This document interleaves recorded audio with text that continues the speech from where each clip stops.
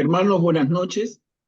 Vamos a dar inicio a nuestra reunión de hoy martes, en que estamos estudiando el Evangelio según Lucas. Katia no nos va a poder acompañar esta noche porque se ha cruzado con una actividad en su parroquia, pero igual hagamos el esfuerzo y que las participaciones sean tan interesantes e intensas como vienen siendo. Bueno, vamos a empezar entonces con la oración inicial. Va a estar a cargo de Guillermo. Adelante, Guillermo. Gracias, Manuel Pablo. En el nombre del Padre, y del Hijo, y del Espíritu Santo. Amén. Bendito seas, Señor, porque quisiste que tu palabra viva y eterna se conservara por escrito en los libros sagrados del pueblo de Israel y de la iglesia primitiva. Nosotros los veneramos con espíritu filial, reconociendo en ellos tu voz, que sale a nuestro encuentro a fin de revelarnos tus misterios más íntimos. Gracias a tu palabra, permanentemente actual y de inagotable riqueza, te conocemos a ti, el único Dios verdadero. Que el Espíritu nos enseñe a interpretar correctamente tu palabra y que haga brotar de nuestro corazón el deseo de meditarla, abriendo nuestra alma para alabarte, darte gracias, implorarte y pedirte perdón. Amén. En el nombre del Padre, y del Hijo, y del Espíritu Santo. Amén. Gracias, Guillermo. Entonces, perdón, acá está cortándose la... No sé si por... Ahí está.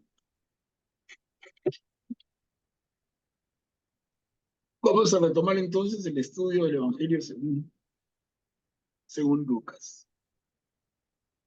Y nos quedamos aquí, en el penúltima perícopa.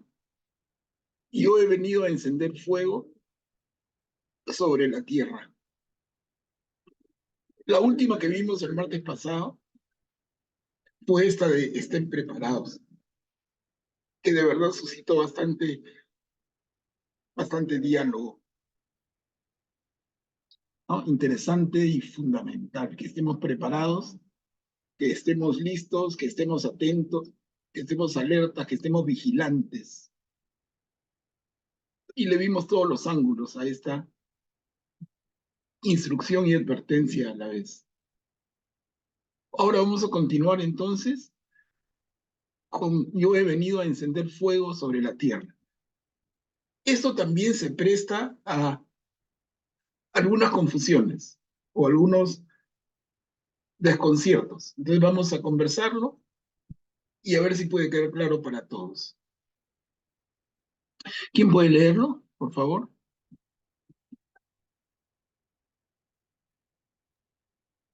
Yo lo leo. Manuel Pablo, yo lo leo. Sí, madre, gracias. Ya. Yo he venido a encender el fuego sobre la tierra. Yo he venido a traer fuego sobre la tierra y cómo desearía que ya estuviera ardiendo. Tengo que recibir un bautismo y qué angustia siento hasta que esto se cumpla plenamente. ¿Piensan ustedes que he venido a traer la paz a la tierra? No, les digo que he venido a traer la división. De ahora en adelante, 5 miembros de una familia estarán divididos, 3 contra 2 y 2 contra 3. El padre contra el hijo y el hijo contra el padre. La madre contra la hija y la hija contra la madre. La suegra contra la nuera y la nuera contra la suegra. Gracias, Madeleine. ¿Qué les parece, hermanos? Es una perícopa cortita, pero aparentemente causa confusión. No sé, ¿qué dicen? Primero los que les causa confusión, luego el que pueda aclararlo, ¿no? ¿Qué cosa quiere decir eso? ¿Piensan que he venido a traer paz a la tierra? No, dice Jesús, les digo que he venido a traer división. He venido a traer fuego sobre la tierra y cómo desearía que ya estuviera ardiendo.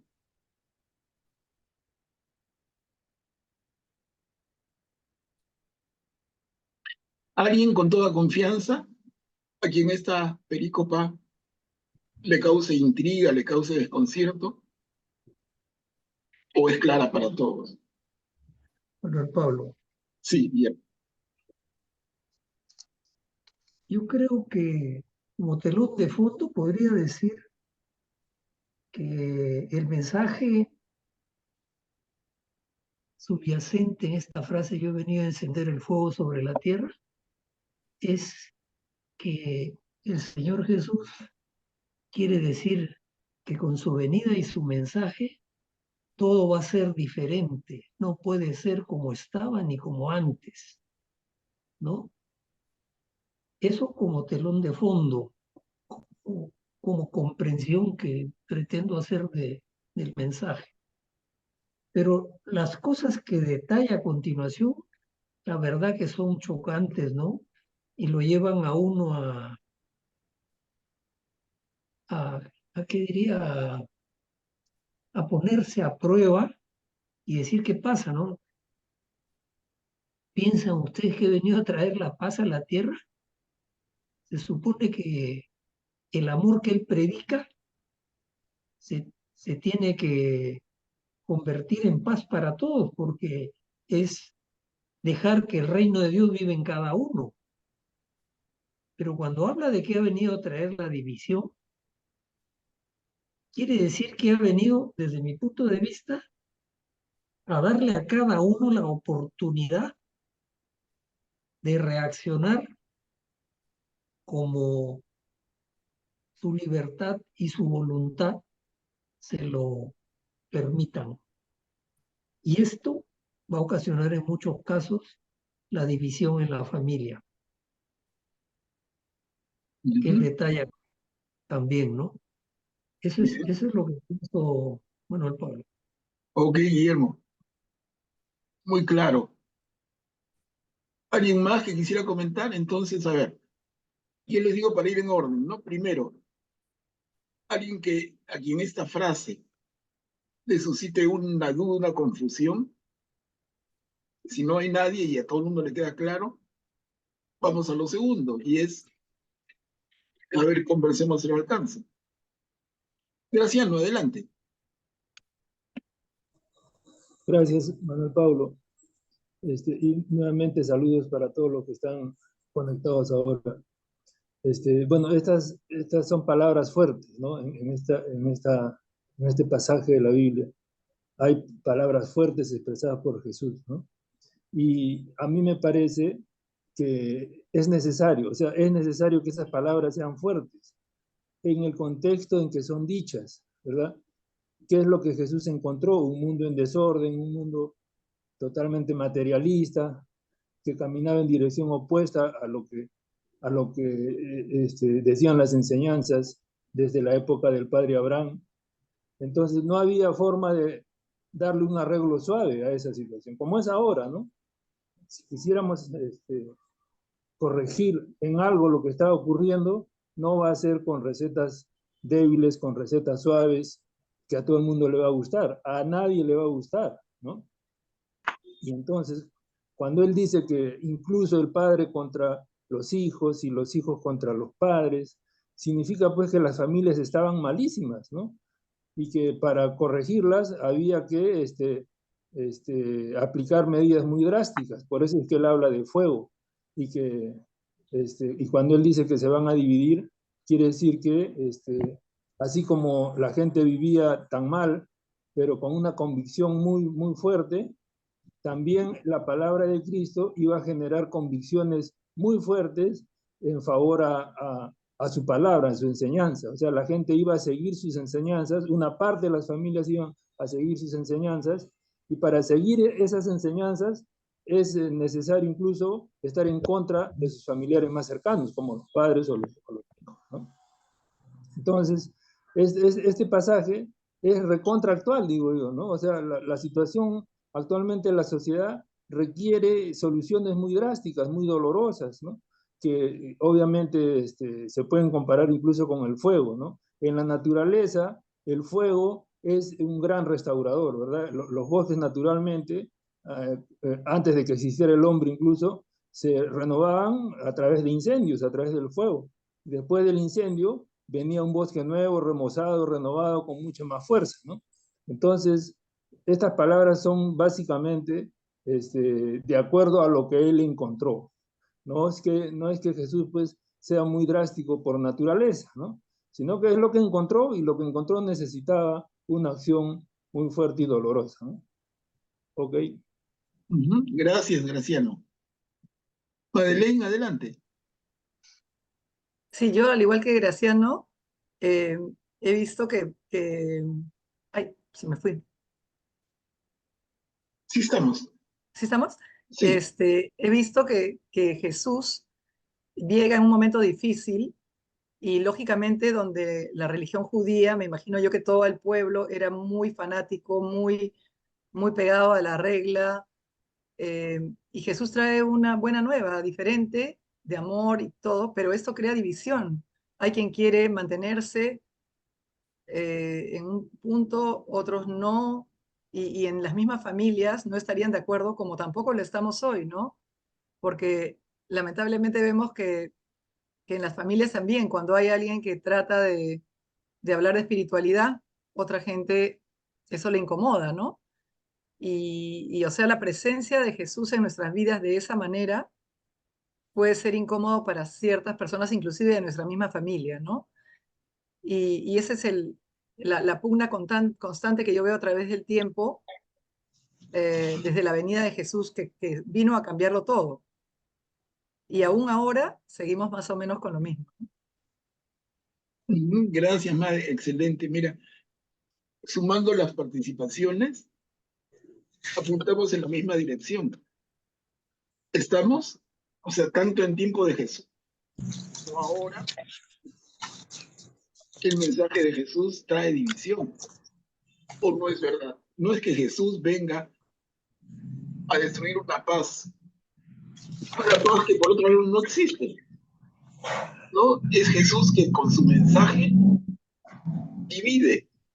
Justamente, el día de hoy recibí el mensaje de una hermana, no se dice nombres, una hermana que se disculpaba y me comentaba que ella tiene bastante dificultad para acceder a nuestras reuniones porque todos los demás miembros de su familia son de otros cultos no católicos, ¿no? Entonces, le hacen la guerra, no la dejan tranquila, no la dejan escuchar. Ella tiene que buscar un momento de noche para escuchar la grabación. O sea, esto es real, esto sucede hoy, así como sucedía en tiempo de Jesús.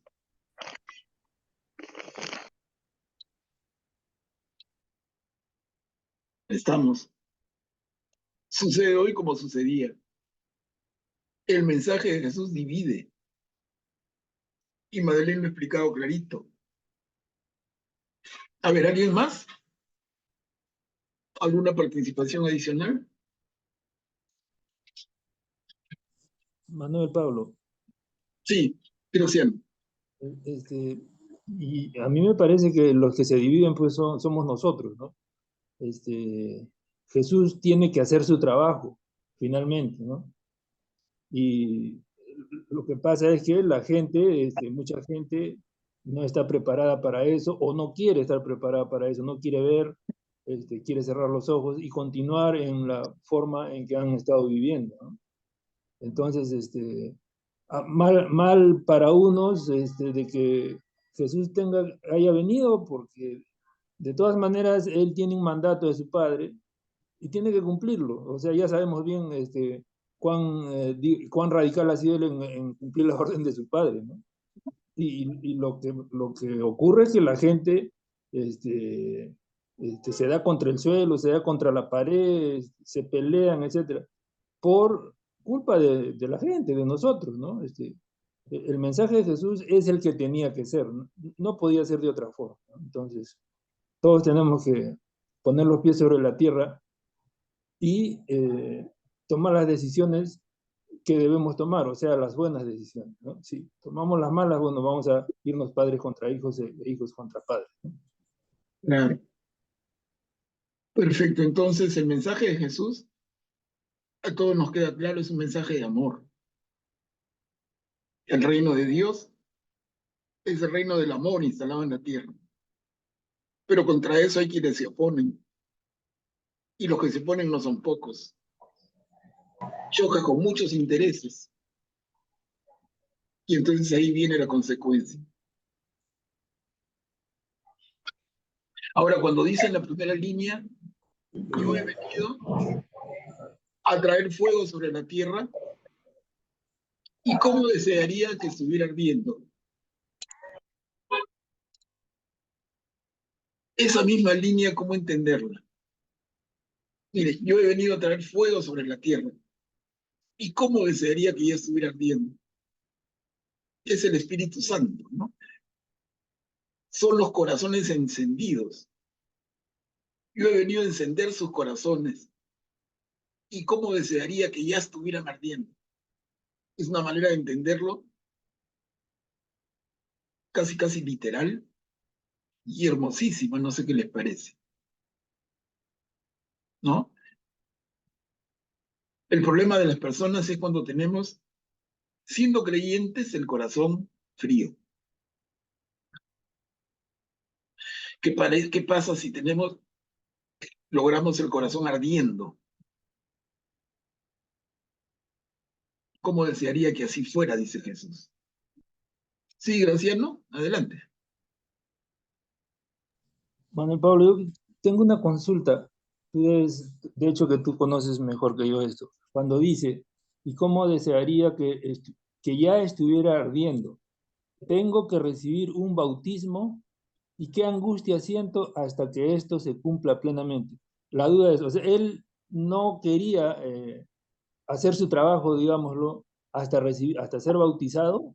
O sea, antes del bautismo, o el bautismo es el punto de partida de su trabajo, de su vida pública, de su enseñanza, etcétera. Eso me parece interesante conocer, ¿no? Si el bautismo fue un punto de partida para él. Sí, Y, claro, claro, o buen sea, punto. era algo obligatorio, necesario, ¿no? Para él, para empezar a hacer su trabajo. Buen punto, Graciano, y así ha quedado para nosotros, ¿no? Con el bautismo iniciamos. Miren, la iglesia tiene 7 sacramentos y el sacramento del bautizo es el sacramento de iniciación. Con el bautismo iniciamos, ¿no? Ahí se abre toda la vida del cristiano. Augusto, adelante. Buenas noches. Pero aquí creo que cuando habla del bautismo, aquí Jesús se refiere a su pasión, claramente, ¿no? Porque ahí es donde va a ser inmerso en el sufrimiento, en la muerte y va a resucitar a una nueva vida, ¿no? Eso es lo que hace, eso es un bautismo prácticamente, a eso se refiere en este pasaje. También.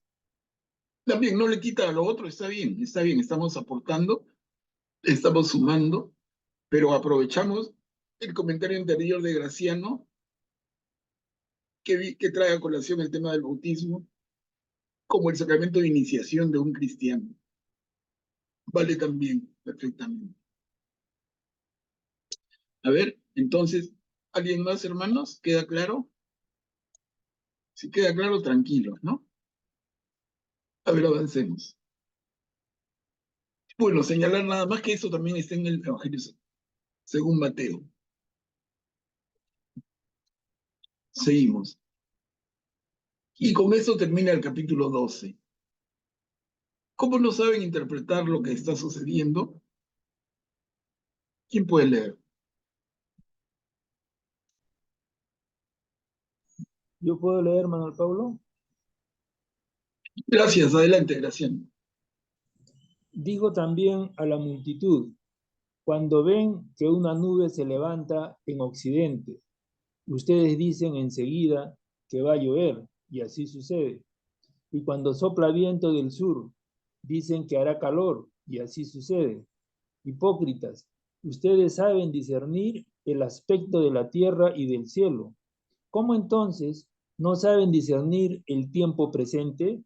¿Por qué no juzgan ustedes mismos lo que es justo? Cuando vas con tu adversario a presentarte ante el magistrado, trata de llegar a un acuerdo con él en el camino. No sea que el adversario te lleve ante el juez y el juez te entregue al guardia y éste te ponga en la cárcel.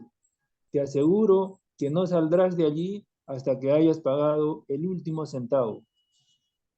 Gracias, Graciano. ¿Qué les parece? El segundo parrafito de la perícopa, cuando vas con tu adversario a presentarte al magistrado, ¿no? Está en Mateo en un contexto un poquito diferente. Cuando te acerques con tu hermano al altar, ¿no? Antes ponte de acuerdo con él, pero tiene el mismo sentido. La primera es clara. Como ustedes que saben discernir el aspecto de la tierra y del cielo, ¿cómo entonces no saben discernir el tiempo presente? ¿Por qué no juzgan ustedes mismos lo que es justo?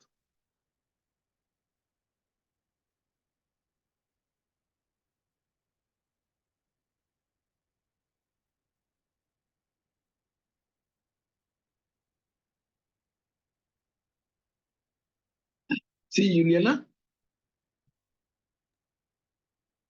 Sinceramente, esta frase no la entiendo, Manuel Pablo. ¿Cómo entonces no saben discernir el tiempo presente? ¿A qué se refiere? No, no lo logro entender. ¿Por qué no juzgan ustedes mismos lo que es justo? No sé si me puedes ayudar un poco. Sí, sí. A ver, hagámoslo entre todos. ¿Quién ayuda? ¿Quién quiere comentar? Bueno, Pablo, Sí. a mí me parece que la pregunta que Jesús hace después de decirles hipócritas, ¿no?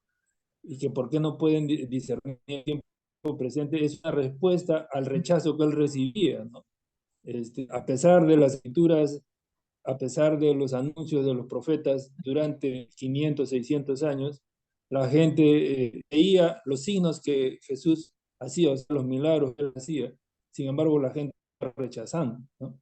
Entonces, el tiempo presente era la enseñanza que Jesús entregaba a todos los que lo veían, y a pesar de eso lo rechazaban, ¿no? Entonces, no había discernimiento, no digerían todo lo que habían leído, escuchado de los profetas, ¿no? Y como que Jesús sentía que su trabajo era en vano y que nadie lo seguía, ¿no? Bien, entonces Graciano nos comenta de manera muy interesante que esta frase tan dura de Jesús va para sacudir a los que no se abren a su mensaje, a sus signos que demuestran lo que vamos a conocer como el culmen de los tiempos. El pueblo de Israel ha venido recibiendo durante siglos la revelación de Dios, especialmente a través de los profetas. Y ahora, en el tiempo presente, no saben discernir, ¿no? Por ahí va Graciano muy, muy interesante. Augusto, adelante. Un mensaje muy actual también, ¿no? Porque mucha gente no tiene problemas para discernir cosas simples en la actualidad, ¿no? Pues tú puedes decir, parece que este verano va a ser caluroso, parece que esta es una tendencia que va a entrar en esta tecnología, pero el bien y el mal cada vez es más difícil de discernir para las personas, ¿no? Se ve una confusión terrible, un relativismo terrible que no se sabe discernir lo bueno y lo malo basado en la revelación divina, ¿no? Dios ya se ha revelado, tenemos su palabra escrita, tenemos el magisterio de la iglesia, tenemos los padres de la iglesia, y ahí lo tenemos gratis, pero aún la gente no se desvía por otros caminos, ¿no? O sea, no disciernen bien lo que Dios ya ha revelado y de por sí, ¿no? Para otras cosas somos buenos para discernir, pero para lo verdaderamente importante, a veces estamos como ciegos. Eso, ¿no? Distinguir lo importante de lo que no lo es. Eso es fundamental, ¿no? ¿A qué le damos prioridad? ¿Qué es lo importante? Sí, Graciano, adelante. Manuel Pablo, esta llamada de atención de Jesús y esta confrontación que él les hace, ¿no? A los judíos que vivían con él, me hace acordar a lo que pasa pues actualmente, ¿no? En lo personal, por ejemplo, me he decepcionado varias veces de primero conocer a algunos hombres muy inteligentes, premios Nobel, ¿no? Uno admira lo que han hecho, ¿no? Científicos, literatos, ¿no? Pero después me voy enterando pues que son grandes ateos. Entonces serán muy buenos en su ciencia, con su ciencia, ¿no? Pero en las cosas espirituales, pues no la ven, ¿no? Son totalmente ateos. Uno puede escuchar, la mayoría o muchos de esos científicos, pues son muy buenos, pero no creen en Dios o lo relativizan, ¿no? Finalmente piensan que el hombre, pues es suficiente, es autosuficiente y no necesita de Dios, ¿no? Entonces, más o menos es lo mismo que acá les dice Jesús, ¿no? Ustedes saben estudiar la naturaleza, ven el cielo, pero en cuanto a las enseñanzas espirituales, a pesar de que han sido ya publicadas, son públicas y todos los fines de semana lo escuchan en la sinagoga, igualito, ¿no? No le hacían caso a él, ¿no? Lo rechazaban en muchos lugares, lo quisieron tirar al barranco, etcétera, ¿no? Y lo terminan crucificando, ¿no? Es correcto. Miren, como dicen entonces, como decía Graciano, la revelación es un proceso en el cual vamos conociendo al Señor, Dios, poco a poco. El culmen de ese proceso de revelación es Jesucristo. Y entonces cuando Jesús acá habla de el tiempo presente, habla de su tiempo que es el culmen de la revelación. Y eso no lo sabemos juzgar, y eso no lo notamos. Sopla el viento, el calor, todo eso lo notamos, pero ¿y esto? El culmen de la revelación. Dios hecho hombre. De eso no nos damos cuenta. De eso tantos tienen dificultad, como dice, para discernir. Yo lo entiendo también por ahí. Julie, sí.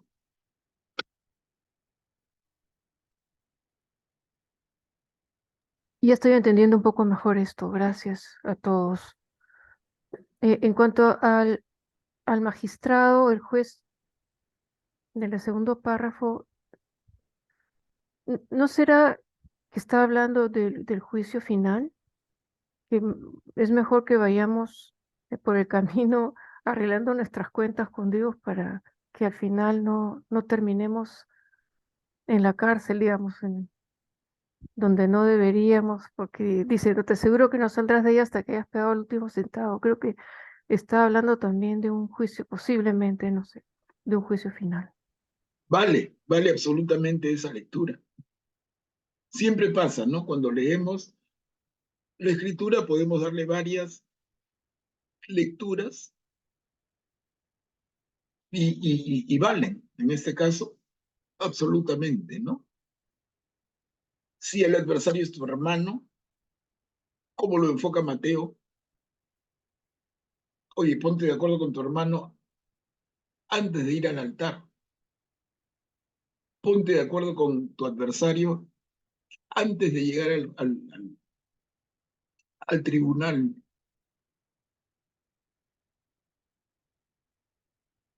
Augusto, adelante. Esto también podría interpretarse como algo relacionado con el purgatorio, porque, digamos, ponte de acuerdo mientras estás en esta vida con tu prójimo, ¿no? O sigas, sigue lo que Jesús te está enseñando, porque no sea que te llegues un momento que vayas hasta ante el juez, sería Jesús, el guardia, probablemente un ángel, te pongan en la cárcel, el purgatorio, porque el infierno no puede ser porque dice que está la posibilidad que salgas hasta que pagues el último centavo. O sea, quiere decir que el infierno definitivamente no podría ser. Y si es un lugar, una cárcel, un lugar de sufrimiento, podría ser el purgatorio, ¿no? Que esté referenciado aquí, ¿no? Porque es un lugar al que vas hasta que pagas, hasta que purificas lo último, ¿no? Hasta que pagas lo último. Claro, sí, Augusto, muy bien. Y esa es la misma línea de la reflexión de Juliana, ¿no? Entenderlo así. Bien, miren. Vale, vale, vale. A ver, avanzamos. Entonces, hermanos, entramos al capítulo 13. Y el capítulo 13 tiene 7 perícopas. Si ustedes no se convierten, morirán como ellos. Vengo a buscar frutos en esa higuera y no los encuentro. Mujer, quedas liberada de tu enfermedad. ¿A qué se parece el reino de Dios? Esa cuarta perícopa, bien sugerente, ¿no? La pregunta no la seguimos haciendo ahora. Luego, esfuércense por entrar por la puerta angosta, y eso lo hemos visto ya, porque ancha es la puerta que lleva a la perdición. Luego, no es posible que un profeta muera fuera de Jerusalén. Y relacionado con esto, la última, Jerusalén, Jerusalén, que matas a los profetas. Vamos a verlo en su momento, pero es un tema grande. A ver, vayamos uno por uno. ¿Quién puede ayudarnos? Si ustedes no se convierten, morirán como ellos. Yo leo, Manuel Pablo. Gracias, Rita. Si ustedes no se convierten, morirán como ellos. En este momento se presentaron unas personas que comentaron a Jesús el caso de aquellos galileos, cuya sangre Pilato mezcló con la de las víctimas de sus sacrificios. Él les respondió, ¿creen ustedes que esos galileos sufrieron todo esto porque eran más pecadores que los demás? Les aseguro que no. Y, y si ustedes no se convierten, todos acabarán de la misma manera. ¿O creen que las 18 personas que murieron cuando se desplomó la torre de Siloé eran más culpables que los demás habitantes de Jerusalén? Les aseguro que no. Y si ustedes no se convierten, todos acabarán de la misma manera. Gracias, Rita. Hermanos, miren, acá Jesús nos pone en esta reflexión, en esta perícopa, ante el tema de el aparente castigo. Si algo malo te sucede, es porque es un castigo de Dios. Es la idea que está detrás. Y el tema ¿es así? Es así, es que cuando algo malo, cuando algo que no quieres te sucede, Dios te está castigando, está pagando un pecado.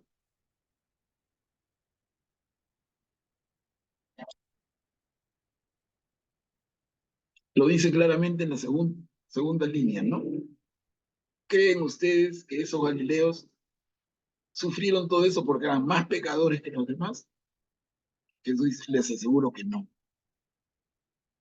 Entonces nos lleva a la tremenda y profunda reflexión del dolor, del sufrimiento humano y sobre todo del sufrimiento relacionado con el castigo.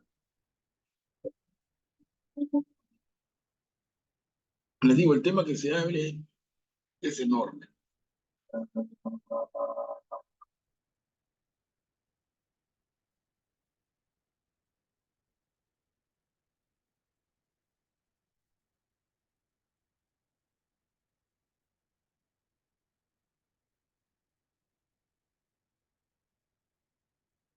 Lo escucho hasta ahora decir, y seguramente ustedes también, ¿no? Cuando algo malo le sucede a alguien, no falta quien comenta, ¿Qué pecado estará pagando?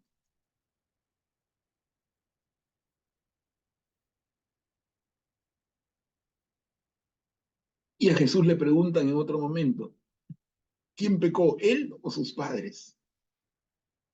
Pero es que el pecado que se cometió, tanto él o sus padres o abuelos, se paga. Y entonces esa idea está presente muy, muy, muy fuerte. En el pueblo de Israel, sí. En el momento de vida de Jesús, también. Pero también hoy, hermanos.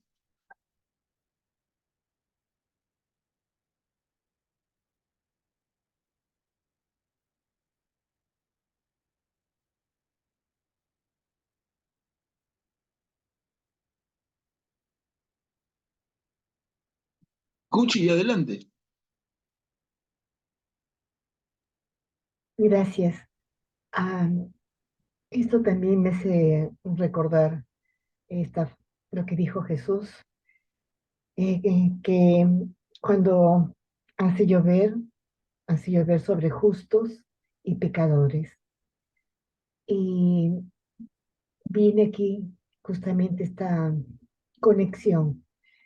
Eh, Al final no se trata de por pecadores sufrieron la penalidad eh, de esos inocentes en realidad. O cuando se desplomó la torre de Siloé, eran todos igual, estaban todos igual en esa misma condición, llámese de inocencia o en pecado, cada uno lo sabe. Pero lo que aquí personalmente me da a entender que al igual que no, que ordena a sus apóstoles, no separen la hierba mala de la buena, no sea que por error se arranque también la buena. Esto es una amorosa invitación a ser fieles al amor de Dios, a cumplir con sus mandamientos, que no es otra cosa que amar a Él y amar a nuestro prójimo, con acciones, con obras, dar testimonio. La manera en que el Señor nos llame, no lo sabemos, ni de qué manera, ni de qué forma. Eso no implica una enfermedad, como se creía en esos tiempos, quien estaba enfermo era porque era un pecador él o algún familiar cercano. No, la palabra clave, como hemos visto anteriormente, para mí es clave el discernimiento. Eso es algo que debe de estar muy metido, muy arraigado en nuestro corazón. Saber discernir las obras y la voluntad de Dios y las obras y lo que ofrece el mundo. Y en la medida en que podamos poder llevar a las personas, encaminar, porque es cierto que hay mucha confusión actualmente. Lo veo, a veces prefiero ya no seguir viendo. eh, Hay mucha invocación a Satanás, a demonio, y eso lo ve todo el mundo. Las canciones, las letras, estamos viviendo épocas confusas para quien todavía no tenemos esa capacidad de discernimiento muy clara. El discernimiento no es más que escuchar la voz de Dios en nosotros. Como se nos dijo anteriormente, buscad primero el reino de Dios y su justicia, y lo demás se dará por añadidura. Y a mí me queda claro esto. Muy lindo, Cuchi. Gracias. Muy lindo. A ver, vamos a escuchar a el hermano Graciano, luego a Augusto.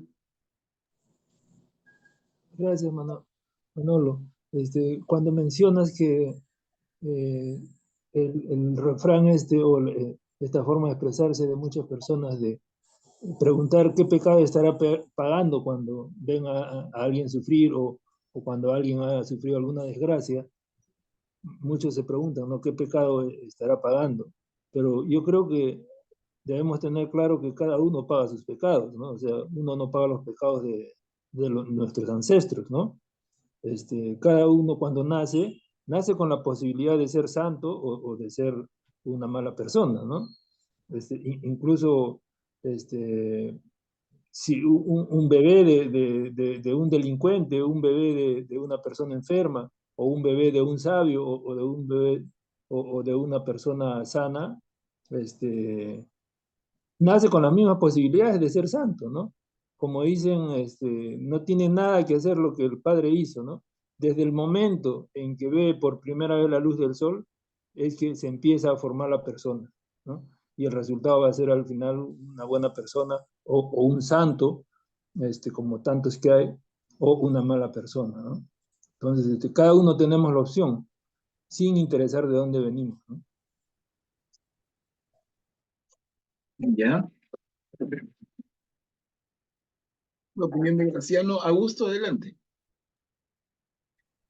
Aquí hay un dato interesante en la primera parte que dice, en ese momento se presentaron unas personas que comentaron a Jesús el caso de aquellos galileos cuya sangre Pilato mezcló con la de la víctima de sus sacrificios.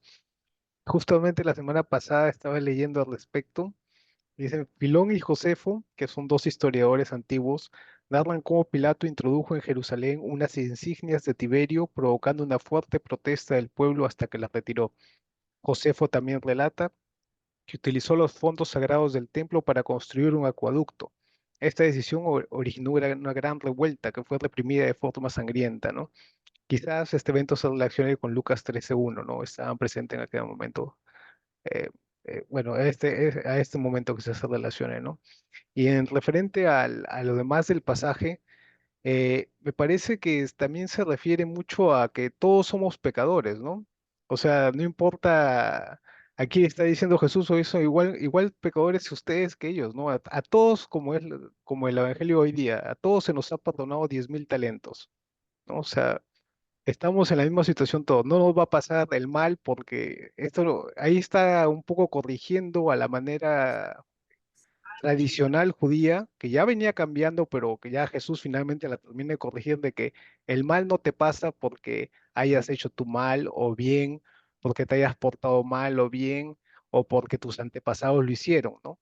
Simplemente tienes que estar vigilante y preparado para lo que te pueda pasar, ¿no? Tienes que estar ya preparado para ir con Dios en cualquier momento, ¿no? Él puede venir como ladrón en medio de la noche, entonces eso no va a depender de que si te portaste mal o bien, sino de qué tanto has aceptado su mensaje. Ya. Estamos todos, ¿no? Y por eso, una vez más les recuerdo, cuando rezamos en el Padre Nuestro y decimos, Señor, hágase tu voluntad y no la mía. Entonces, si se hace la voluntad del Señor, que no es la mía, estoy pagando un pecado, para nada, ¿no? Si a alguien le toca sufrir, está pagando un pecado. Es una forma de verlo que no me parece la más feliz, porque podría verse al contrario. Alguien que le toca sufrir y que en vida se está purificando. Es una forma al revés de verlo. Juliana, adelante. Sí, siguiendo lo que decía Augusto, por eso al final dice, y si ustedes no se convierten, todos acabarán muertos, o sea, muertos como ellos, o de la misma manera.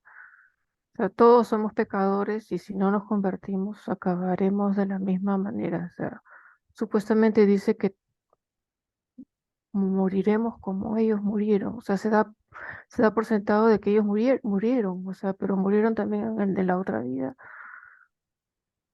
O es algo figurativo. Ah, Claro, porque para nosotros, claro, Juliana, la vida que cuenta es la vida eterna, la vida en el espíritu, ¿no? Entonces, cuando se habla de muerte, así en letras mayúsculas, podemos pensar en la muerte del alma. Y eso sí es terrible.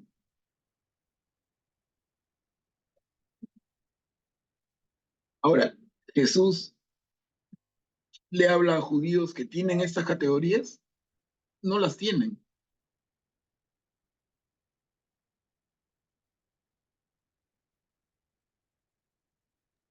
Bueno, Pablo, Adelante, Guillermo. yo creo que en esta perícopa un tema fundamental es la conversión. Y Jesús lo repite 2 veces. Y si ustedes no se convierten, todos acabarán de la misma manera. Y lo dice exactamente en el segundo ejemplo de los que murieron en la torre Siloé. Y si ustedes no se convierten, todos acabarán de la misma manera. Entonces el tema central es la conversión, porque Jesús es consciente que todos nosotros somos seres humanos y como seres humanos pasibles de pecar por nuestra naturaleza débil. Pero nuestra razón y nuestra voluntad, actuando en la libertad de hijos de Dios, nos hace reconocer cuando hemos errado y hemos ofendido al prójimo, porque la única manera como se peca es a través de las ofensas al prójimo. También las ofensas a uno mismo, pero la mayor parte de las veces son ofensas al prójimo. Entonces, por eso es que el Señor Jesús refuerza tanto el tema de la conversión.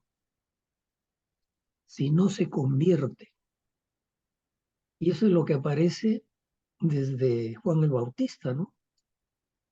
Él predicaba la conversión de los pecados, con el bautismo de conversión. Entonces, ya lo hemos visto anteriormente, que la conversión viene del término griego metanoia, que es un cambio. O sea, es un vuelco de 180 grados, ¿no? Es ir en una dirección y darse cuenta y volver a seguir el rumbo en sentido completamente contrario. Cuando se descubre el amor de Dios a través de su perdón. Gracias. Claro, bien, Guillermo. Y la conversión implica, como bien dice Guillermo, un cambio esencial en el ser humano. Un cambio en nuestra manera de ser, un cambio en nuestra manera de pensar, un cambio en nuestro carácter, fundamental. ¿Mm? A ver, y avancemos otro poquito. Vengo a buscar frutos en esta higuera y no los encuentro.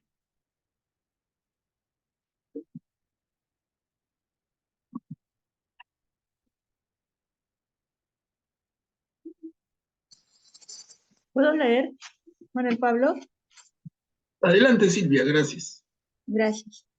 Vengo a buscar frutos en esta higuera y no los encuentro. Les dijo también esta parábola. Un hombre tenía una higuera plantada en su viña. Fue a buscar frutos y no los encontró. Dijo entonces al viñador, hace 3 años que vengo a buscar frutos en esta higuera y no los encuentro. Córtala. ¿Para qué malgastar la tierra? Pero él respondió, Señor, déjala todavía este año. Yo moveré la tierra alrededor de ella y la abonaré. Puede ser que así dé frutos en adelante. Si no, la cortarás. Bien, Silvia, gracias. ¿Qué leemos aquí, hermanos?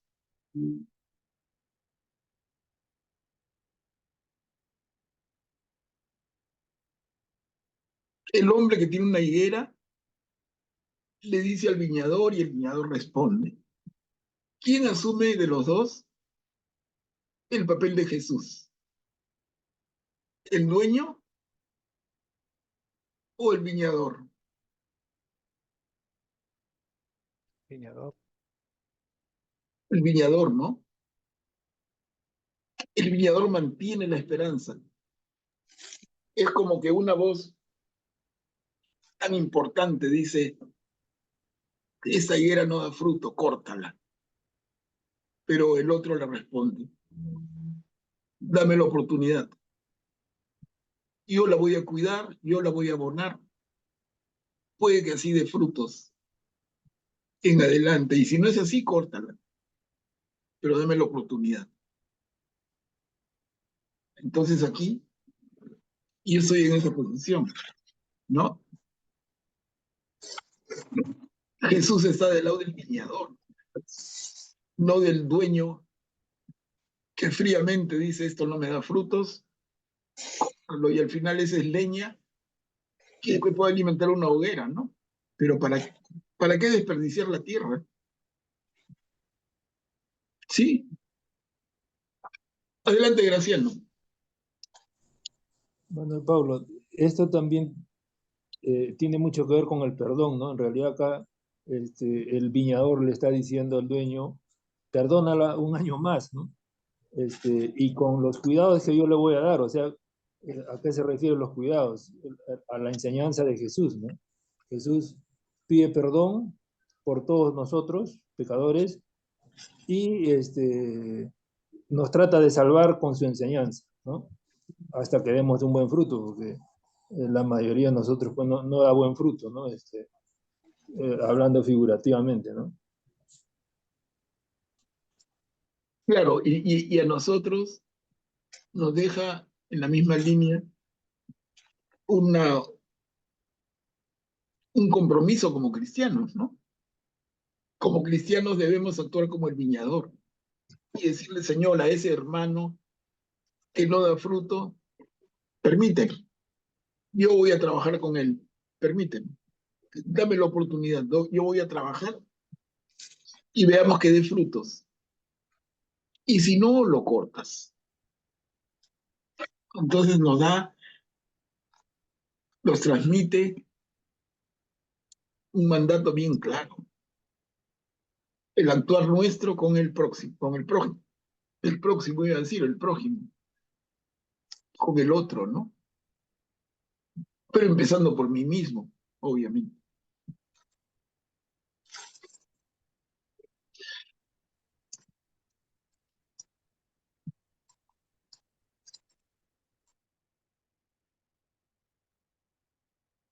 ¿Sí? Yuli, adelante. Yo veo acá alguna relación interesante con el versículo anterior, em, con respecto a la metanoia, a la conversión, ¿no? La higuera que no da frutos de conversión, hay que cortarla. Pero el Señor dice, déjala todavía. Yo removeré la tierra. Remover la tierra para una planta es también cuando te mueve el piso, ¿no? O sea, el Señor un poco que probablemente dé a la persona un, un sacudón de esos que nos dan a veces en la vida misma, ¿no? Y el abono, desde un punto espiritual, yo lo veo como el Espíritu Santo que abona, nos da los dones para ayudarnos en nuestra conversión. Entonces, puede ser que así dé frutos en adelante, ¿no? El sacudón y el Espíritu Santo que entra después del sacudón ayuda mucho en lo que es la conversión desde un punto de vista espiritual. Uh-huh. Uh-huh. Gracias, Yuli. Madeleine. Sí, también se puede ver las oportunidades que tenemos, ¿no? Yo creo que esto de que puede ser que dé frutos haciendo, bueno, escuchando la palabra, cuando nos esforzamos por ser mejores, por seguir el ejemplo de Jesús, en fin, eso es como abonar, ¿no? Y son las oportunidades que todos tenemos a pesar de lo que haya sido la vida de cualquiera, ¿no? A pesar de que haya sido una higuera seca, gente muy, muy mala, podría decirse, tiene la oportunidad de arrepentirse, ¿no? Yo lo veo así, como que está dando la oportunidad. Claro, bien. Y el Señor no se rinde. Y el Señor te sigue dando la oportunidad. Un poco como en la parábola del hijo pródigo, Del ¿no? hijo pródigo. Ujú.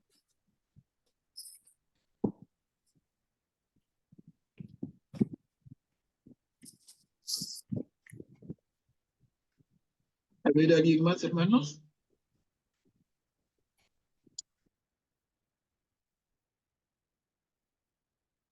Queda entonces claro, ¿no?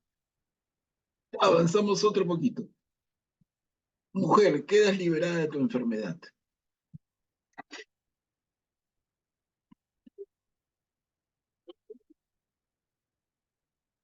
Yo leo Manuel. Gracias, ella. Un sábado Jesús enseñaba en una sinagoga. Había ahí una mujer poseída de un espíritu que la tenía enferma desde hacía 18 años. Estaba completamente encorvada y no podía enderezarse de ninguna manera. Jesús, al verla, la llamó y le dijo: Mujer, estás curada de tu enfermedad, y le impuso las manos. Ella se enderezó enseguida y glorificaba a Dios. Pero el jefe de la sinagoga, indignado porque Jesús había curado en sábado, dijo a la multitud: los días de trabajo son 6. Vengan durante esos días para hacerse curar y no el sábado. El Señor le respondió: hipócritas, cualquiera de ustedes, aunque sea sábado, ¿no desata del pesebre a su buey o a su asno para llevarlo a beber?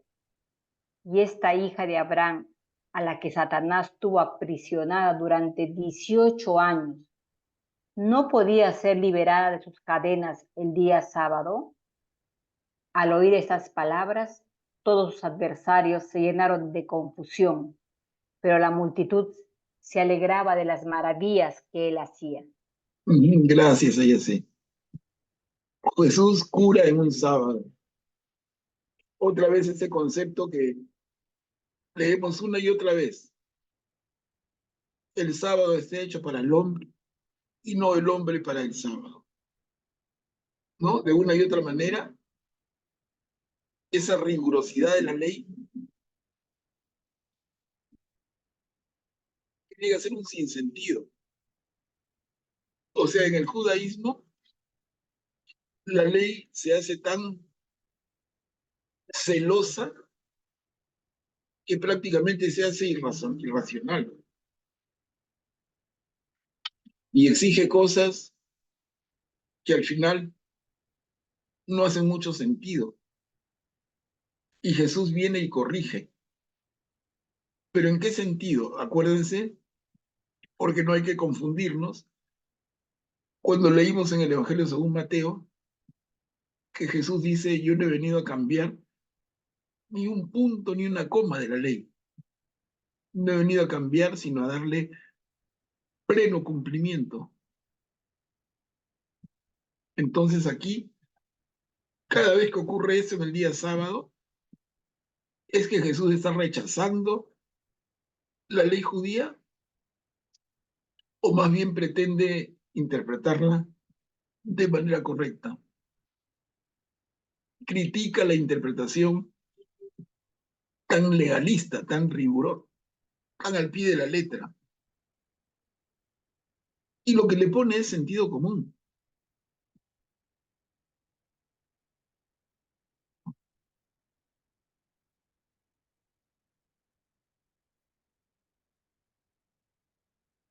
Adelante, Augusto.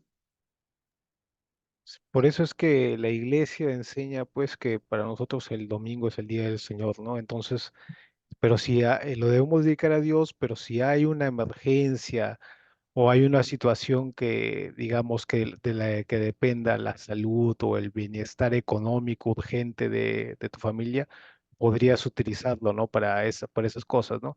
Claro que lamentablemente echa, como se dice, echa la ley, echa la trampa, ¿no? Porque la iglesia lo pone como para una emergencia, pero ya las personas ahora prácticamente el domingo ya lo utilizan como un día más para trabajar, un día más para salir, un día, o sea, ya el culto del Señor ya prácticamente o se elimina o se pone a un lado, ¿no? Entonces, lamentablemente se crea este desbalance. En el tiempo de Jesús era un desbalance para un lado y ahora se crea un desbalance para el otro lado. Creo que es cierto, ¿no? Si nos ponemos a pensar, muchos de nosotros, en nuestra infancia, los domingos, las tiendas estaban cerradas. Y ahora, quizás es el día de más ventas, ¿no? Los centros comerciales es el día de más afluencia. Interesante reflexión, Augusto.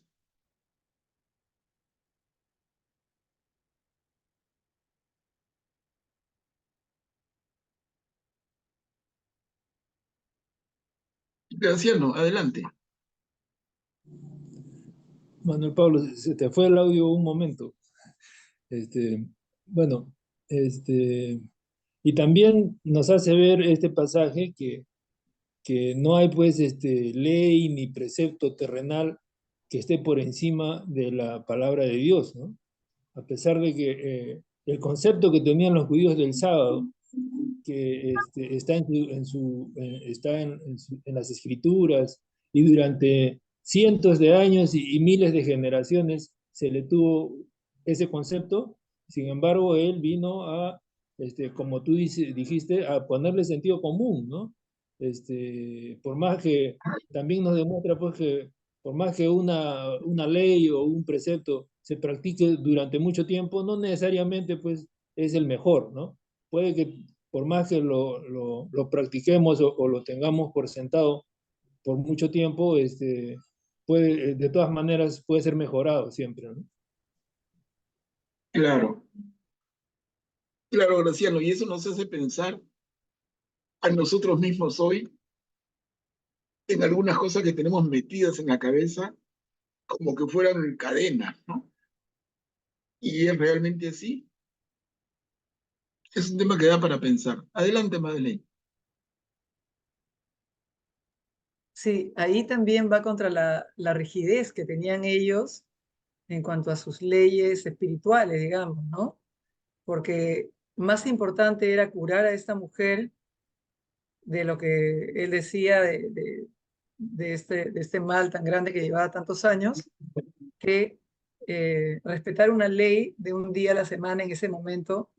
Si ponemos en una balanza, el amor de Jesús era tan grande que pasaba por encima de las cosas establecidas como rituales o como para poder hacer el bien, ¿no? O sea, él hizo el bien a esta mujer sin pensar si era lunes, martes, miércoles, jueves. O sea, y eso no lo tomemos al pie de la letra, no como un día de la semana, sino en situaciones de la vida, ¿no?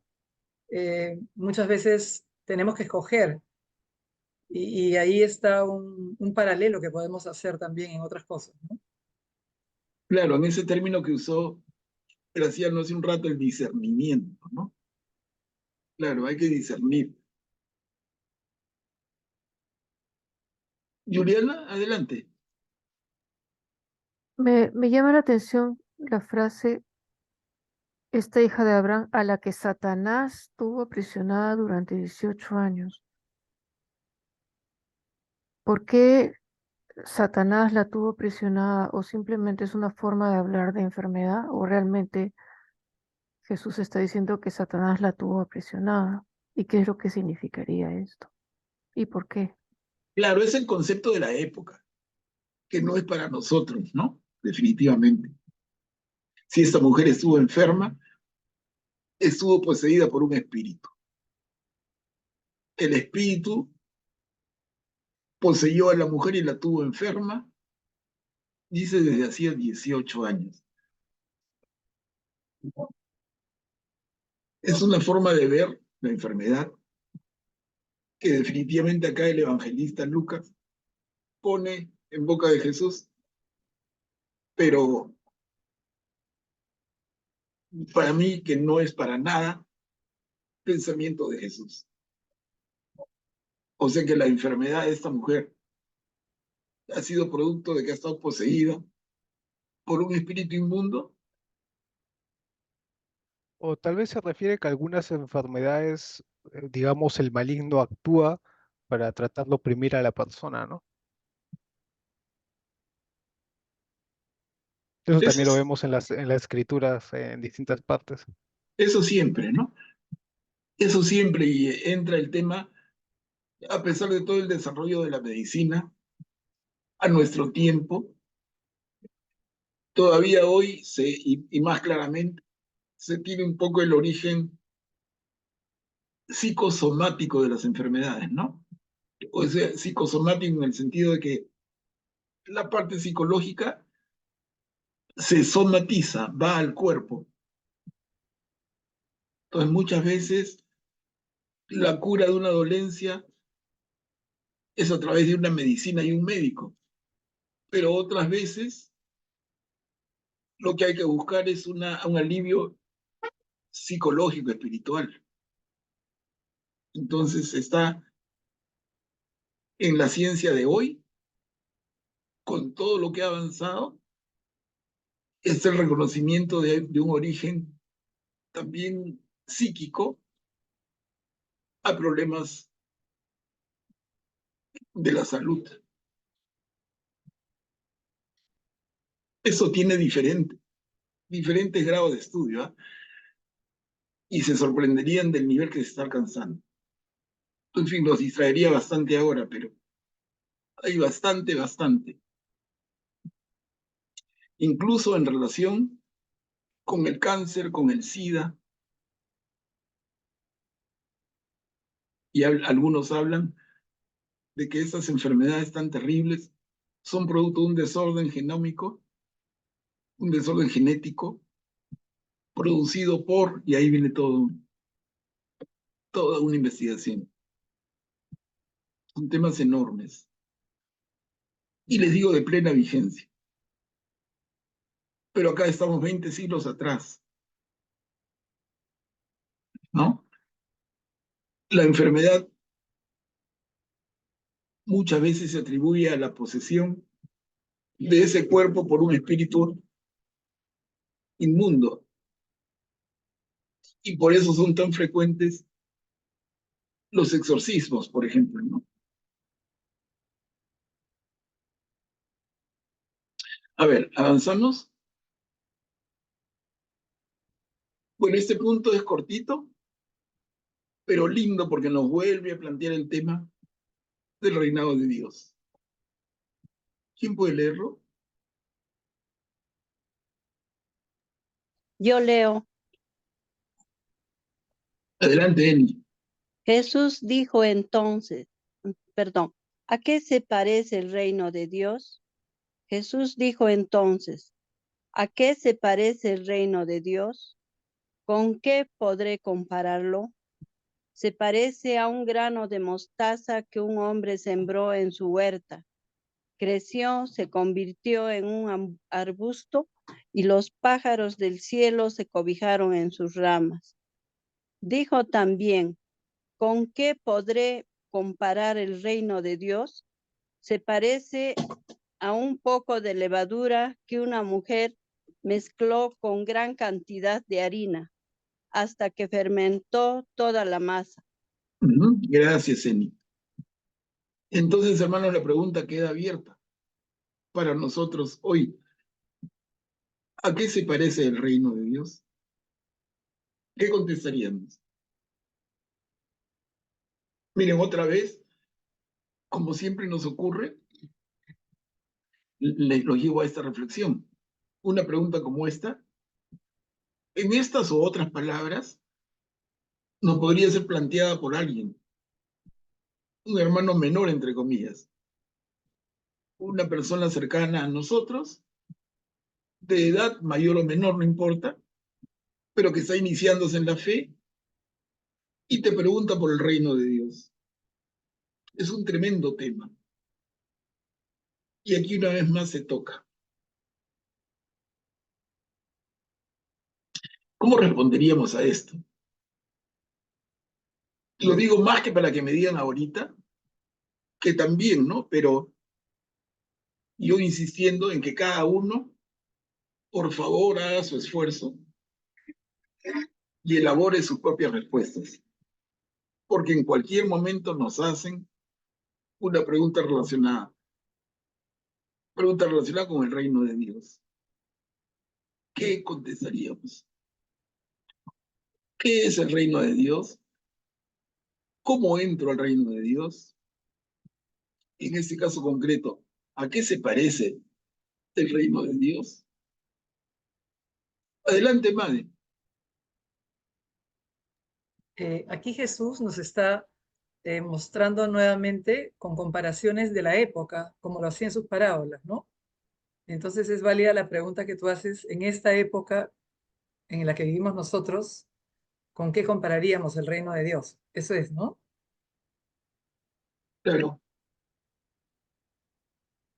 Como reflexión para cada uno. Y digo, si alguien quiere compartirla, bacán. Súper. Pero todos debemos hacernos la pregunta. Como decimos un poco en juego, la tarea, ¿no? Tarea que nunca se entrega. Pero ese nunca es relativo, porque mañana puede presentársete la necesidad de presentar tu tarea.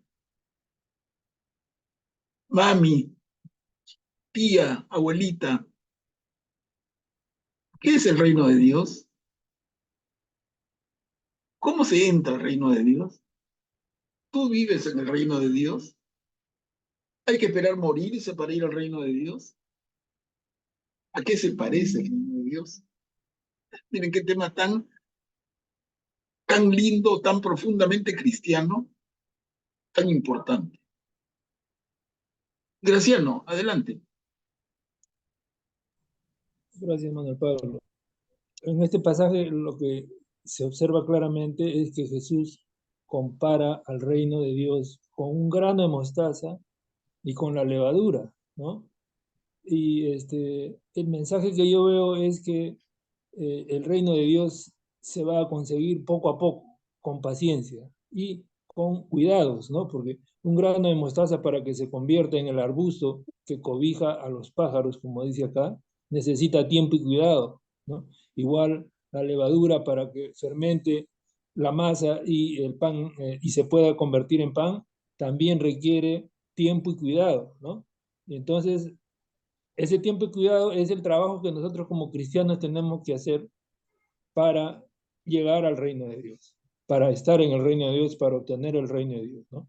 El trabajo que cada día de nuestra vida en este mundo tenemos que hacer, estar atentos, estar siempre vigilantes y cumplir lo que la iglesia y el mismo Jesús nos ha enseñado a través de la Biblia, ¿no?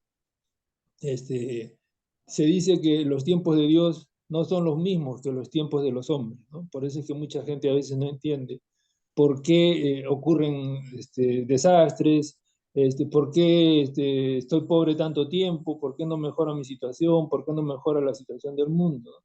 Los tiempos de Dios definitivamente nosotros no los podemos entender, como tantas cosas, o de repente todas las cosas no podemos entender, nosotros pensamos que debemos buscar la explicación lógica a todo y que tenemos el derecho de entender todo para recién convertirnos, ¿no? Y en ese sentido tenemos que hacer un esfuerzo de humildad, ¿no? Para aceptar que los tiempos de Dios son diferentes y que para alcanzar el reino de Dios necesitamos trabajar todo el tiempo, ¿no? Desde que nacemos hasta el último día en este mundo, ¿no? Gracias, Graciano. Miren, hermanos, a partir de la reflexión de Graciano, se me ocurre una aproximación adicional al tema. Cuando dice, el reino de Dios se parece a un grano de mostaza que un hombre sembró en su huerta. Y yo pregunto, ¿no? O me pregunto, porque es una reflexión, pero ¿qué podemos nosotros, qué nosotros seres humanos del siglo XXI podemos sembrar en nuestra huerta que luego crezca y se convierta en un arbusto importante, ¿no? ¿Cuál es ese poquito de levadura que podemos mezclar para que fermente toda la masa. Pero más fácil la primera. ¿Cuál es esa semilla que podemos sembrar cada uno en su propia huerta, en su propio corazón? La palabra de Dios. La palabra de Dios, sí. Amor también puede ser el amor que nosotros tenemos que tener con nuestro prójimo, ¿no? Y las obras que nosotros podemos tener en nuestro corazón para poder llevar a cabo y hacer esa mostaza, ese grano de mostaza que es tan pequeñito, va creciendo con nuestras obras, ¿no? Se va haciendo más fuertes y con la palabra de Dios creo que podríamos convertirnos en un arbusto inmenso, ¿no? Donde con nuestras obras y con la palabra podemos hacer muchas cosas para poder ser santos, que es lo que queremos para llegar a Dios, ¿no? Claro. Ujú. Gracias, Rita. Emi, sí, adelante. Manuel Pablo, se puede comparar con un grano de mostaza que va creciendo todo eso y cobija a los pájaros del cielo. La fe, que la fe va creciendo cada vez y siempre pedimos al Señor que nos dé más fe, porque la fe mueve montañas. Dios mismo dice, si tú tienes fe, dile a esta montaña que venga a este otro lado y te va a hacer caso. Y por eso cuando Pedro caminó encima del agua, estaba caminando, pero dudó, no tuvo fe y se empezó a hundir. Entonces lo que siempre nos pide Dios en todas las, en su palabra es que tengamos fe y siempre hay dudas. Somos humanos y empezamos a dudar así como Pedro. También se refiere esto a la levadura, ¿no? Que con un poquito ha fermentado la masa. Entonces empieza a crecer y cada vez que nos convertimos más y nuestra fe va creciendo. Bueno, eso es lo que yo entiendo de esto, Manuel Pablo. Ujú. Bien, Eni, gracias. Yuri, adelante. Manuel Pablo, yo hice mi tarea sobre el reino de Dios, pero me salió un poco grandota, me salió 7 páginas. 7. 7 páginas. Pero acá tengo un pequeño resumen, no sé si te interesa que lo lea. Claro. Dice, el reino de Dios se refiere al cambio de corazón o mente, metanoia, por parte de los cristianos, dando énfasis a la naturaleza espiritual de su reino. Es decir, que el reino de los cielos está dentro de vosotros mismos. En los evangelios canónicos, Jesús invita a los hombres a entrar en el reino de Dios. Aún el peor de los pecadores es llamado a convertirse y aceptar la infinita misericordia del Padre. El reino pertenece ya aquí en la tierra a quienes lo acogen con corazón humilde. Ellos les son revelados los misterios del reino de Dios. La Iglesia Católica se considera a sí misma como el inicio sobre la tierra del reino de Dios y que la plenitud de éste se alcanzará después del juicio final, cuando el universo entero, liberado de la esclavitud de la corrupción, participará de la gloria de Cristo, inaugurando los nuevos cielos y la nueva tierra. Así se alcanzará el reino de Dios pleno, es decir, la realización definitiva del designio salvífico de Dios de hacer que todo tenga a Cristo por cabeza, lo que está en los cielos y lo que está en la tierra. Dios será entonces todo en todos, en la vida eterna. Qué lindo. Qué lindo, Juliana, muchas gracias. Miren, ve, una reflexión profunda y bien holística, amplia. Pero miren, este tema me veo tentado, porque es bien interesante, me veo tentado a dejarlo como una tareita, entre comillas, de reflexión para el siguiente martes, ¿ya? Para que cada uno pueda pensarlo más. Luego se los pongo por escrito para que les quede clarita la pregunta. Y lo comparto con Katia para que les recuerden, ¿ok?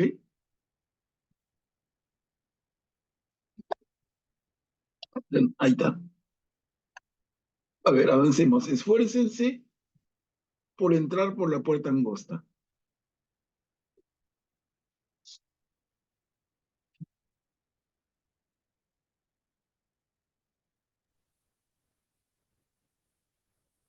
Yo leo Manuel Pablo. Gracias, Rita. Jesús iba enseñando por las ciudades y pueblos mientras se dirigía a Jerusalén. Una persona le preguntó, Señor, ¿es verdad que son pocos los que se salvan? Él respondió, traten de entrar por la puerta estrecha, porque les aseguro que muchos querrán entrar y no lo conseguirán. En cuanto el dueño de la casa se levante y cierre la puerta, ustedes desde afuera se podrán a golpear la puerta diciendo, Señor, ábrenos. Y él les responderá, no sé de dónde son ustedes. Entonces comenzará a decir, hemos comido y bebido contigo y tú nos enseñaste en nuestras plazas. Pero él les dirá, no sé dónde, no sé de dónde son ustedes. Apártense de mí todos los que hacen el mal. Allí habrá llantos y rechinar de dientes, cuando vean a Abraham, a Isaac y a Jacob y a todos los profetas del reino, profetas en el reino de Dios, y ustedes serán arrojados afuera, y vendrán muchos del oriente y el occidente, del norte y del sur, a ocupar su lugar en el banquete del reino de Dios. Hay muchos que son los últimos y serán los primeros, y hay otros que son los primeros y serán los últimos. Gracias, Rita. Entonces, esforzarnos por entrar por la puerta angosta. Una perícopa muy similar hemos leído en Marcos y hemos leído en Mateo, ¿no? La puerta angosta y la puerta ancha. Entrar por la puerta ancha es fácil. Por la puerta angosta hay que hacer esfuerzo. A ver, Augusto, adelante.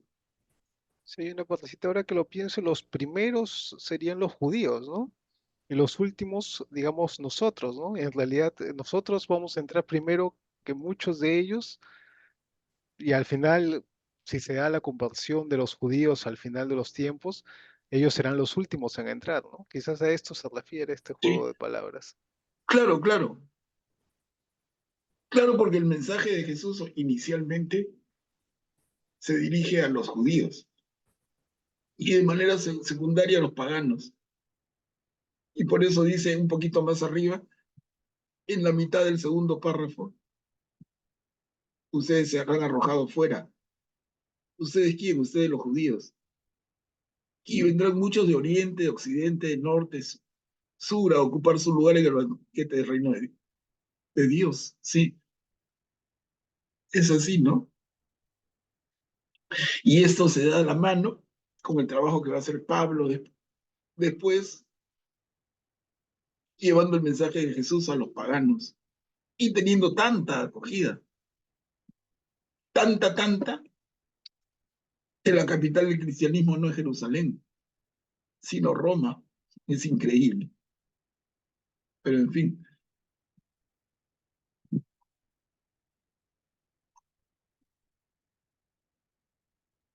Uno dice Jerusalén, ciudad santa. ¿Qué tiene de santa, no? A ver, vamos a Vamos a leer.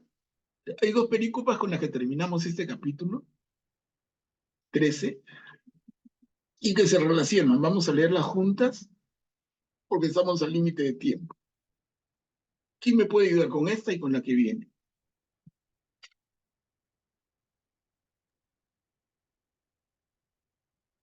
¿Puedo leer, Manuel Pablo? Adelante, Graciano, gracias. En ese momento se acercaron algunos fariseos que le dijeron: aléjate de aquí, porque Herodes quiere matarte. Él le respondió: vayan a decir a ese zorro: hoy y mañana expulso a los demonios y realizo curaciones, y al tercer día habré terminado. Pero debo seguir mi camino hoy, mañana y pasado, porque no puede ser que un profeta muera fuera de Jerusalén. Vamos a leer la siguiente. Jerusalén, Jerusalén, me matas a los profetas y apedreas a los que te son enviados. ¿Cuántas veces quise reunir a tus hijos, como la gallina reúne bajo sus alas a los pollitos, y tú no quisiste? Por eso, a ustedes la casa les quedará vacía. Les aseguro que ya no me verán más, hasta que llegue el día en que digan: bendito el que viene en nombre del Señor. Gracias, Graciano. Miren, entonces tenemos estas dos perícopas relacionadas con Jerusalén.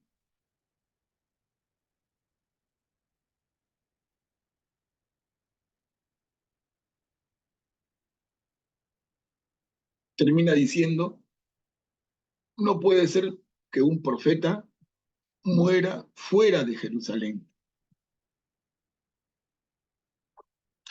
Yo digo Jerusalén en este concepto, ciudad santa o cementerio. Miren acá.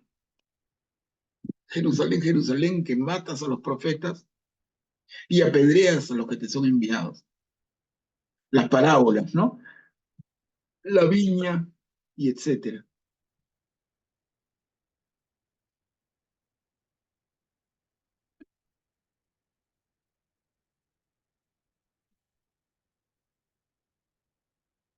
Entonces son dos perícopas relacionadas, pero muy, muy fuertes y que nos deben hacer pensar. Yo les digo, yo relaciono esto y les decía hace un minuto, la capital del cristianismo no es Jerusalén, es Roma. ¿Es casualidad? Pero luego algunos decimos voy a ir a la ciudad santa de Jerusalén. ¿Qué tanto de santo tiene la ciudad? En fin, ¿no? Manuel Pablo, pero eso de santo será porque los profetas tienen que ser mártires, ¿no? Se ha derramado su sangre de mártires, ¿sí? Puede ser. Bueno, es casi, casi como una justificación, ¿no? Algo así. Suena más a eso. O sea, si tenían que morir, que mueran en Jerusalén, pues, ¿no? Ah. No. Madeleine, adelante. Sí, yo veo aquí que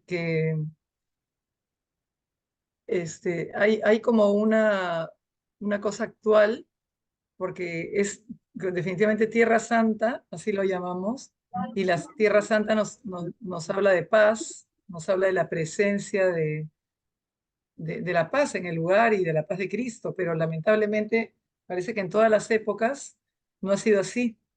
La misma gente que lo alababa fue la gente que lo hizo crucificar, ¿no? A través del tiempo se ve que ha sido una ciudad muy convulsionada, y lo es en estos momentos también. ¿Por qué Jesús nació en un lugar así? Eso es importante, ¿no? Porque pudo haber nacido en cualquier lugar del mundo, pero él nació en medio de conflicto, ¿no? De gente que lo iba a llevar a donde lo llevó. Y yo pienso que sí, que no es casualidad, ¿no? que Ajá, diga todo esto. Ujú. claro. Ahora, ojo, de acuerdo con Madeleine, pero Jesús no nació en Jerusalén, sino en Galilea, bien al norte, ¿no? Claro, claro, pero estuvo en esa zona, digamos que todo se desarrolló en esa zona, ¿no? Claro, Y y ahí, cuando, claro, madre, y si recordamos un poco el sentido de los tres evangelios sinópticos, Marcos, Mateo y Lucas, el camino de Jesús del norte de Galilea a Jerusalén es el camino a su muerte. Jesús va a Jerusalén y no está en Jerusalén ni una semana, porque llega un domingo de Ramos y cuando recordamos el Viernes Santo, no ha pasado una semana completa y Jesús muere en la cruz. Entonces, por eso digo yo un poco fastidiando, ¿no? No quiero dar una respuesta yo, pero le digo, por lo menos sembrar inquietud. Jerusalén, ciudad santa. Digo, dejo la pregunta y la podemos conversar después, ¿no? Graciano, adelante. Bueno, Pablo, me parece que lo de Ciudad Santa es un calificativo que se le puso en tiempos posteriores a Jesús, ¿no? En el momento que estuvo Jesús ahí, no era conocida como Ciudad Santa y este, si mataba a tanta gente, a tantos profetas, ¿cómo iba a ser santa, ¿no? En todo caso, una parte de la ciudad, una parte de los habitantes eran los malos, ¿no? Y, las autoridades, ¿no? De repente una ciudad pues, puede tener lugares santos, pero eso no impide que ahí viva también gente mala, ¿no? Cuando se habla de que la puerta del cielo, para llegar a la puerta del cielo es mejor entrar por la puerta estrecha, más pequeña, se refiere pues a que ser cristiano no es una cosa fácil, ¿no? Ser un buen cristiano significa sacrificios, también privaciones, ¿no? Decir no a muchas cosas, sobre todo en tiempos actuales, ¿no? En que hay una serie de falencias, ¿no? El consumismo, etcétera, la comunicación, ¿no? Yo creo que antes era más fácil ser cristiano que ahora, ¿no? Ahora cada vez se hace más difícil. Y entonces ese pasaje es muy actual, ¿no? Si uno quiere ser un buen cristiano, pues cuesta trabajo, ¿no? Hay que trabajarlo día a día, ¿no? Hasta el último día de vida que tengamos acá, ¿no? Ujú, bien. Y Graciano, a ver, Augusto, adelante. Eh, Jerusalén, la ciudad santa, quizás se refiere a porque el pueblo elegido fue el pueblo, bueno, hebreo y luego Israel y luego judíos, ¿no? Y de ahí tenía que salir en la plenitud de los tiempos Jesús. De repente de ahí, porque de ahí tenía que venir ese nivel de santidad, es que se refiere. Es como si dijéramos, la Iglesia Católica es santa, nosotros somos santos, es santa porque Jesucristo la hace santa. Igual, quizás refiere a la ciudad santa porque Jesucristo nació, bueno, no en esa ciudad, ¿no? Pero nació en ese país, bueno, en esa zona, ¿no? En Galilea, más al norte, ¿no? Murió ahí, ¿no? Dio su sangre ahí y de ahí salió la remisión de los pecados, ¿no? Quizás por eso, ¿no? Y lo mismo que en la Iglesia Católica, quizás nosotros nos podemos un poquito a juzgar a los judíos, pero si hubiera aparecido Jesús en estos tiempos, ¿lo aceptaríamos tan fácilmente? Con un mensaje que fuera en contra de nuestras creencias más, de nuestras, o sea, de nuestra forma de ver la fe tan cerrada y fue un choque cultural tremendo en ese momento, ¿no? Tampoco podemos ponernos tan exquisitos a juzgarnos al punto, porque no sé si todos aquí aceptaríamos el mensaje, hubiéramos aceptado en ese momento, si hubiéramos estado en ese momento el mensaje de Jesús, ¿no? Eso era un mensaje completamente contradictorio a lo que ellos estaban recibiendo, ¿no? En muchas cosas. Claro, miren, interesante. ¿Qué hubiéramos dicho de Jesús hoy? No, es un cura rojo, un caviar, cualquier cosa hubiéramos dicho, ¿no? De verdad, es un buen punto, Augusto. Y son puntos para pensar. Yo no creo que tengamos una respuesta en un minuto, pero por lo menos Son temas como para que pensemos. Bueno, hermanos, y acá quedemos. Nos ha ganado la hora, como siempre, queda corta. Pero empezamos la próxima en el capítulo 14. ¿No? Hoy día hemos terminado el poquito que nos faltaba del capítulo 12 y luego el capítulo 13 completo. Voy a darle la buena noticia a Katia, porque ella me dijo, ojalá que puedan avanzar el capítulo 13. Como decir, Katia, hemos terminado el 13. Mira, cuando no estás, avanzamos más rápido. Pero